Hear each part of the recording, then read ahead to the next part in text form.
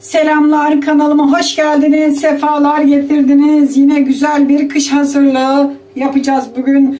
Durmak yok, bahçemizde sebzelerimiz yetişmeye başladı ve onları yavaş yavaş kış için saklama yöntemlerini sizlere göstereceğim. Evet, hemen başlıyoruz. Şimdi sıra nedir? Biberde tabii ki de. Şöyle benim bahçemden yine topladığım sivri biberlerim var. Bunları değerlendirelim. Bugün ne yapacağız? Dondurucuda kışlık biber kavurması saklayacağız. Asla dolap kokusu olmadan kışlık dondurucuda biber kavurması hazırlama aşamasına hep birlikte geçelim. Belki birçoğunuz bu yöntemi bilir ama ben yine de göstereyim. Önce şimdi ben bunların yeşillerini, yani kızarmışlar bunlar, topladım, birkaç gün oldu. Şöyle yeşil olanları hemen ayırıyorum. Kendi bahçemden topladım.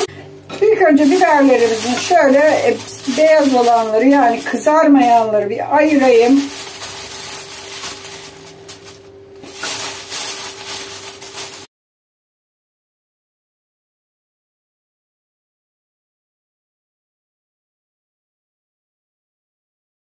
Yeşilleri ayırdım. Bakın, kırmızıları kaldı. Bunları da koyabiliriz ama ben koymak istemiyorum.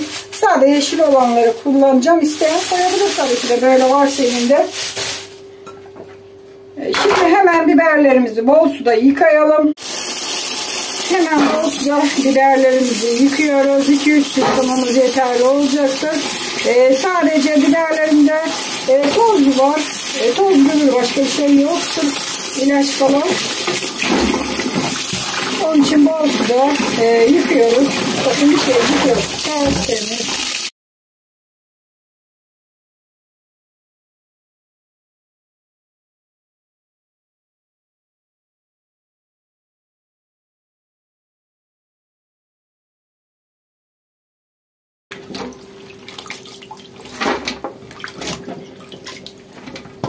Tamamdır.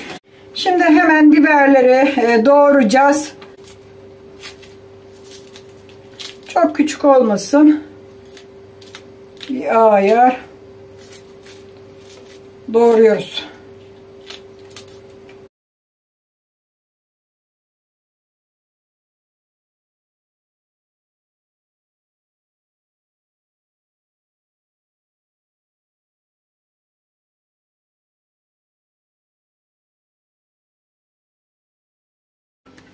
Evet, biberlerimizi doğrama işlemimiz bitti. Şöyle gösterelim. Bu kadar biber doğradık. Hemen şimdi kavurma işlemine geçelim. Hemen tavamızı ocağa koyuyoruz. Ocağımızı yakalım. Evet. Biraz sıvı yağ döküyoruz. Bunları güzel bir kavuracağız. Doğradığımız biberleri. Biraz sıvı yağ döktük ve tavamıza döküyoruz. Tamam, şöyle döktük. Biraz tuz ilave ediyoruz. Tuzunu da verdik. Şimdi güzel bir kavuralım. Evet, kışlık dondurucuda biber kavurması yapıyoruz. Böyle. Aynı yaz tazeliğinde kavrulmuş biber yiyeceğiz arkadaşlar. Bu konserve değil. Konserve olmayacak. Dondurucuda saklayacağız. Böyle kavuralım.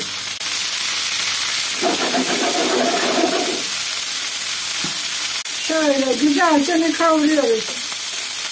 Kahverengi olana kadar ve yumuşayana kadar tabii ki de tamamen altı olmuş olacak. Pişmesi lazım.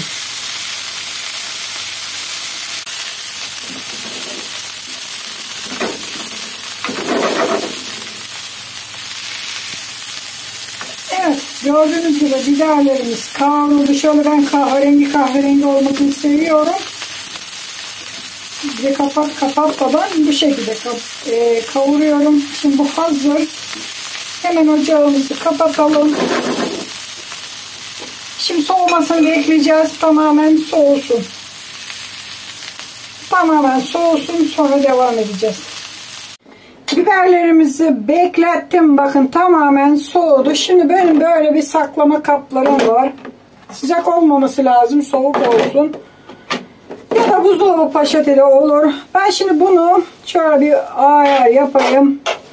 Arkadaşlar 2'ye böleyim. 3'e de bölünür ama çok az olur. Dur bakalım. Şöyle tam ikileyelim. 2 kaba böleceğim. Yani istediğiniz ölçülerde ayarlayabilirsiniz. Hemen böyle saklama kaplarına ya da buzdolabı poşetine. Normal poşet de olur. Her türlü olur. Tamamen size kalmış. Şimdi kabın birine dolduruyorum.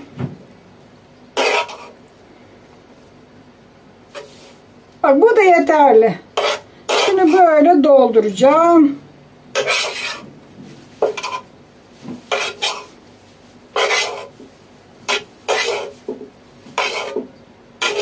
Bakın şimdi tam yarıya böldük. 2 parçaya şöyle kabımıza dolduruyoruz.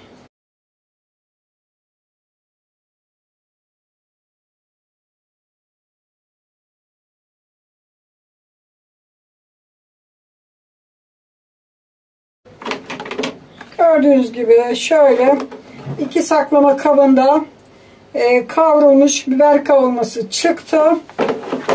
Şimdilik bu kadar yaptık.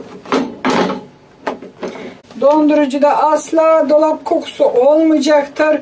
Bunu kış aylarında yemek için açtığımızda hemen tavaya döküp ısıtıp yoğurtlu yiyebilirsiniz. İsterseniz de bu şekilde de yiyebilirsiniz. Hemen saklama kaplarımızı kapatıyoruz. Dediğim gibi isterseniz buzdolabı poşetine, normal poşete her türlü koyabilirsiniz. İşte böyle 2 tane hazırladık. Hazır 2 tanemiz hazır. Hemen dolabımıza gidelim ve biberlerimizi derin dondurucumuza koyalım. Hemen koyalım. Dondurucumuzda dondurucumuza hazırlamış olduğumuz biber kavurmalarını koyduk. 2 kutu çıktı. Şöyle ufak ufak kutularda 2 tane saklama kabında biber kavurmam çıktı. İstediğiniz kadar çoğaltabilirsiniz. Ben tarifi verdim. Uygulamak sizden. Yapın. Dolabınıza bol bol saklayın. Koyun. Hiçbir şey olmayacaktır. Dolap kokusu olmayacaktır. Kış için size şöyle bir öğünlük de olsa bir alternatif olacaktır.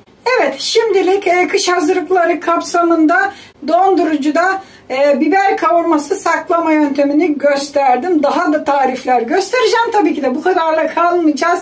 Şimdilik videomu bitiriyorum burada. Hepinize izlediğiniz için çok teşekkürler. Bu arada kanalıma abone değilseniz abone olabilirsiniz. Aboneyseniz de bildirimleri lütfen açın ki en güzel tariflerimden hemen haberiniz olsun. Haydi hoşça kalın. Kendinize iyi bakın. Sağlıcakla kalın. Yine güzel tariflerde görüşmek üzere.